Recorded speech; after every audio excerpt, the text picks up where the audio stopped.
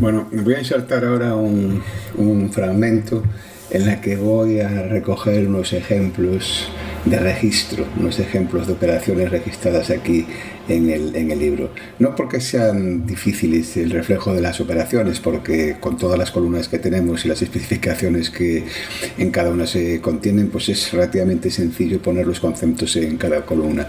Pero en los ejemplos con las hojas de cálculo colgadas de la página de la agencia, sí me llamó la atención para aquellos casos, que tampoco es que vayan a ser ni mucho menos frecuentes, pero bueno, se contemplan también, para aquellos casos en que haya criterio de caja en el IVA o criterio de cobros y pagos en el IRPF.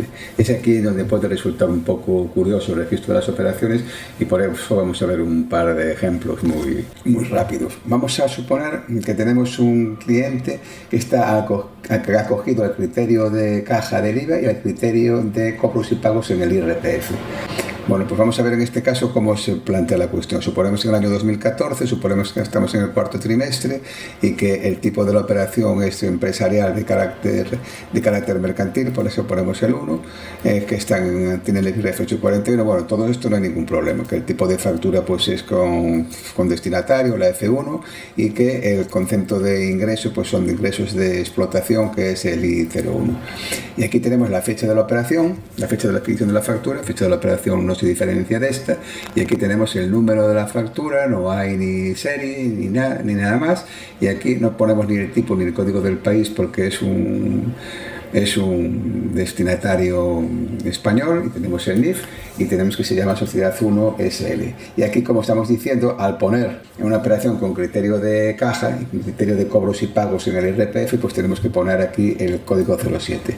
Como decíamos, esto si no tenemos nada, pues aquí no se reflejará absolutamente nada, pero si tenemos aquí el código 07, que es lo que indica cuando hay este criterio de caja, aquí se nos va a iluminar, como decía, una celda. ¿Por qué? Porque aquí, si en esta área, en el cobro, concreto, pues aquí la fecha en primer lugar, tenemos que recoger algo, tenemos que recoger el momento en que se cobra la operación. Aquí, bueno, tenemos ya los cobros puestos en el ejemplo. Vamos a poner que la base imponible en este caso son 1000, que el tipo del IVA, tenemos un tipo del IVA al 21% y son 210, con lo cual el total de la factura son 1.210 euros. Y bueno, y entonces, ¿qué ocurre ahora? Que con criterio de caja en el IVA hay que reflejar los cobros, tal y como se reflejan aquí con estas variables, ¿no? La fecha del cobro es la misma que la adquisición de la factura en un momento, y después el año siguiente. Se cobran 500, se cobran 710, y aquí nos indicaba pues esto que es por domiciliación bancaria, y aquí la cuenta de la domiciliación. Bueno, pues como estamos en criterio de caja en el IRPF, aquí nos lo avisa la celda esta. Nos dice que, atendiendo a la imputación temporal del rendimiento del IRPF con criterio de devengo, el tipo de retención y el importe retenido se informará en la línea de base imponible. Pero si no, es en el segundo párrafo aquí lo importante, cuando el titular del libro de registro haya optado por la imputación temporal de rendimiento del IRPF con criterio de cobros y pagos, el tipo de retención y el importe retenido se informará en las líneas de cobros.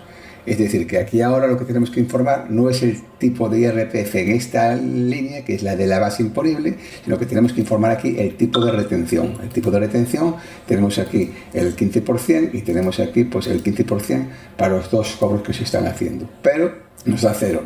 ¿Por qué? Porque no tenemos aún el importe que corresponde en el IRPF a esa retención.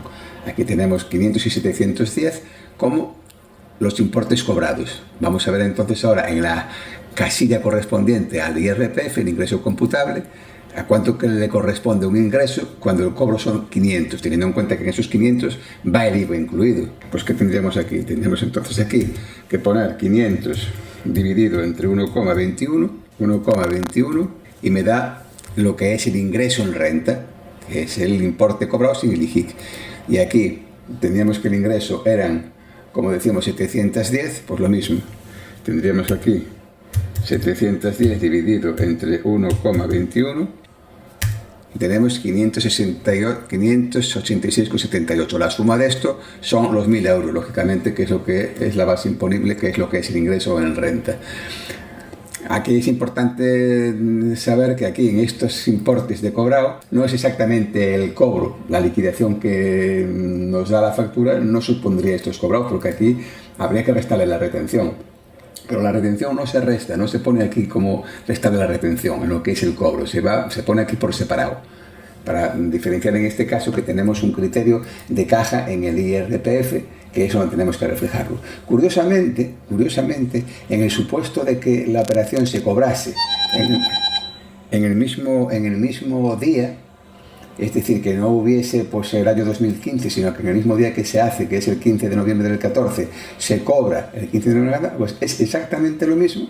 Hay que hacer también dos líneas para poner aquí el reflejo del cobro y tendríamos que poner, en este caso, aquí el tipo de retención es el 15% y aquí el importe que corresponde, si son 1.210, aquí habría que poner, pues lógicamente, los 1.000 euros. Y también, como ves, hemos diferenciado pues dos líneas, porque en una ponemos lo que se refiere a los datos del cobro, y en esta otra tenemos que seguir poniendo lo de siempre, a efectos del IFIC, aunque sea con criterio de caja, se pone aquí en esta línea, en la de devengo, la base imponible, en 1.000, se pone aquí el tipo del 21%, 210, y aquí 1.210. O sea que, a pesar de cobrarse la operación en el mismo día en que se realiza, hay que poner dos líneas cuando hay criterio de cobro.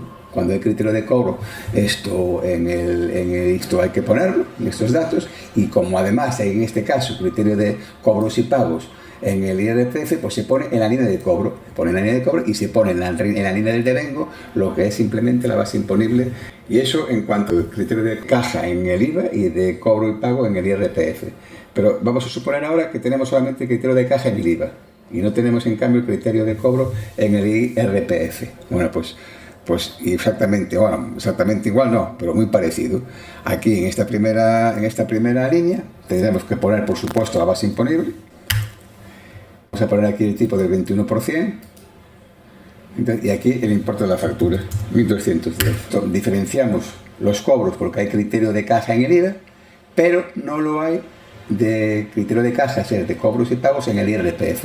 Pues en este caso es cuando sí ponemos el tipo de retención en la columna del devengo, y entonces ya son los 150. O sea, fijaros la diferencia con respecto a antes. En este caso no hay criterio de cobros y pagos en el IRPF, en el criterio de caja en el IRPF, entonces va en la misma columna que la base imponible a efectos del IVA. Y lo mismo, exactamente lo mismo, igual si tenemos la operación cobrada en el mismo día en que se expide la factura.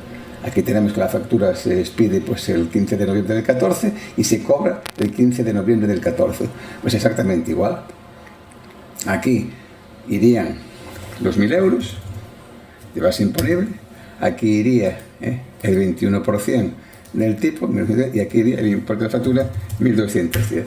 Y a pesar de cobrarse en el mismo día, van también diferenciadas dos líneas, una que es la del devengo, y aquí pondremos lógicamente el tipo del 15% para reflejar ahí pues la retención, y aquí la parte correspondiente al cobro, porque estamos en un criterio de caja en el IVA. Y entonces, en todos estos casos, por eso estamos poniendo aquí el código 07, la clave de operación 07, porque hay criterio de caja en el IVA o criterio de caja en el IRPF. Pero sí se ven claramente las dos diferencias. Lógicamente, en este supuesto, aquí no va nada en cuanto a ingreso computable, porque aquí, en estos casos, es únicamente cuando opera el criterio de caja o de cobros y pagos a efectos del IRPF. Bueno, y esto sería todo. Resulta un tanto curioso en el caso de aquellas operaciones de este tipo sometidas al criterio de caja o al criterio de cobros y pagos en el IRPF, pero bueno, si no, es muy sencillo, como veis, el cumplimentarlo, aunque sea un coñazo porque son muchos celdas los que hay que cumplimentar, pero bueno, relativamente sencillo. Y afortunadamente estos criterios de caja en el IVA o estos criterios de cobros y pagos en el IRPF pues no son nada habituales. Vale, pues esto es todo lo que quería poner un ejemplo para que se viese más o menos claro cómo funciona este sistema.